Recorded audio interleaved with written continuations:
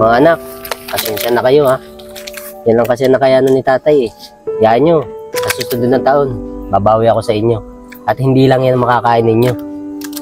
Ano ba kayo tayo? Huwag nyo na isipin yun.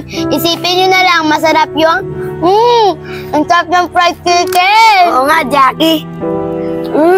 Ang sarap ng chicken. Sarap Tay, talaga. tikman nyo. Silas kayo dito. Hindi kayo nagbabayad ng upa sa bahay. Hindi man ako kita sa inyo. Tatlong mo kayong pinagbigyan. Kuya, parang awa nyo na po. Wala po kami matutulugan.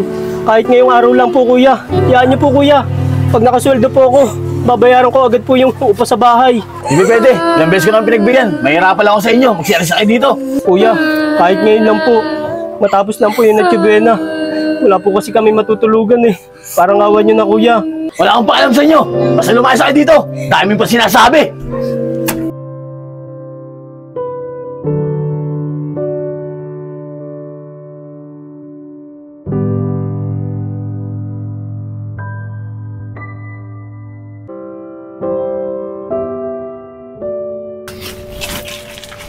Tay, paano po yan?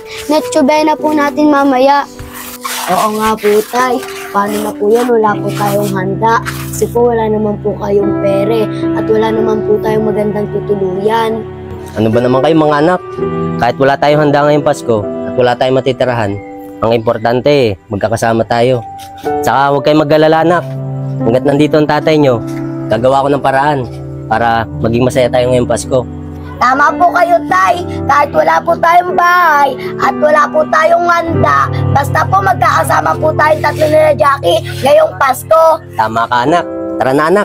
Maghanap na tayo matutuluyan ngayong Pasko. Tara po, Tay. Tara. Matawagan nga yung anak ko para matanong ko or siya uuwi. Tay, bakit po kayo napatawag?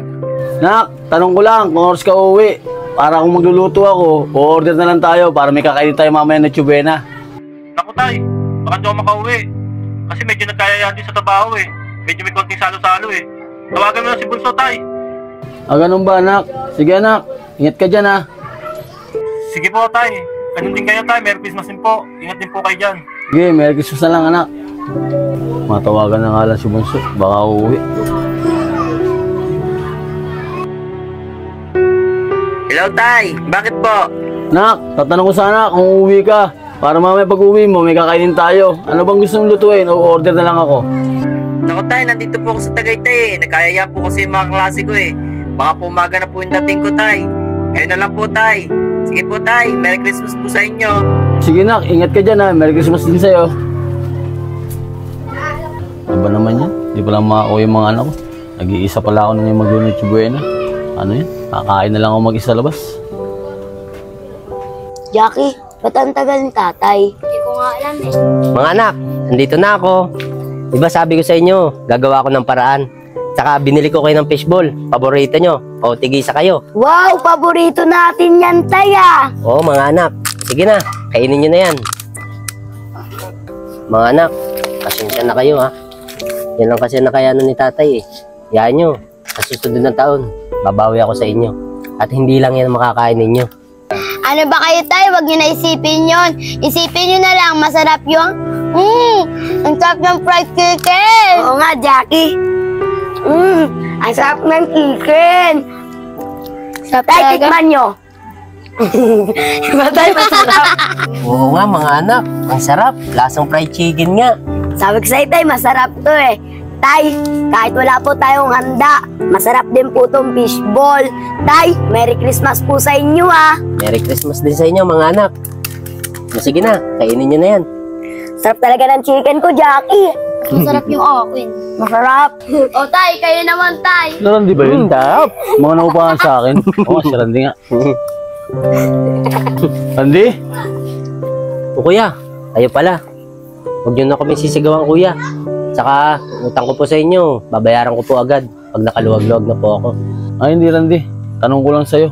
Kahit dyan kayo nakatira, paano mo na ako maging masaya? Ganun ba kuya? Kami masaya? Simple lang kuya. Ang mahalaga, magkakasama kami buong pamilya ngayong Pasko. Tsaka kuya, kahit wala kaming handa, tsaka wala kaming magandang tirahan, ang mahalaga, kasama ko yung mga anak ko. Di ba, ayun naman ang simbolo ng Pasko. Ang maging masaya ka kung anong meron sa'yo ngayong Pasko. Ikaw kuya, di ba, may bahay ka, may pera ka, saka buo naman yung pamilya mo. Saka kuya, bakit mo naman natanong? Ako, Randy. Bilis kasi yung mga anak ko, hindi makakauwi. Kaya ngayon ni Chubena, ako lang mag-isa. Kakain sana ako sa labas eh. Kaso mo, bumili lang ako para may makain ako sa bahay. Siya nga pala, Randy. Pasensya nga pala sa ginawa ko kanina. Paskong Pasko, pinlalas ko kayo. Pati sa mga bata, nakakawa tuloy ako. Rosalie, Jackie, pasensya sa ginawa ko kanina. Sana mapatawad niyo ako. Pati sa'yo, Randy. Ano ka ba kuya? Okay lang yun. Saka tama naman po yung ginawa ninyo. Palayasin nyo kami. Saka wala po kami pambayad. Kahit naman sino siguro, papalayasin pag walang pambayad. Oo, alam ko. Tama yung ginawa ko. Nakamalihan ko lang. Hindi ko binigyan sa kahilingan nyo. Paskong Pasko, pinalayas ko kayo sa bahay ko. Ano ba kayo kuya? Huwag nyo naintindihin yun. Pagkus, kami pa nga nahiya sa inyo eh. Kasi hindi pa kami nakakabayad. Saka huwag kayong mag-alala kuya. Babayarin din namin kayo pag nakaluwag-luwag na kami. Oo nga po, kuya. Huwag na po kayo mag-alala sa amin. Pinapatawad ka na po namin. Kuya, Merry Christmas po ah. Oo nga, kuya. Merry Christmas sa'yo, ah. Oo nga kuya, Merry Christmas din po sa inyo ha. Maraming salamat sa inyo ha. Natawad niyo ako. Maligayang Pasko nga rin pala sa inyo. Oo nga pala.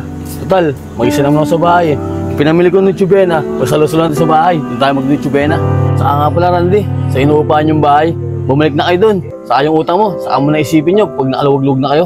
Talaga kuya, mga anak, pinababalik na tayo ni kuya sa bahay. Ito na, ano ba hinihintay nyo?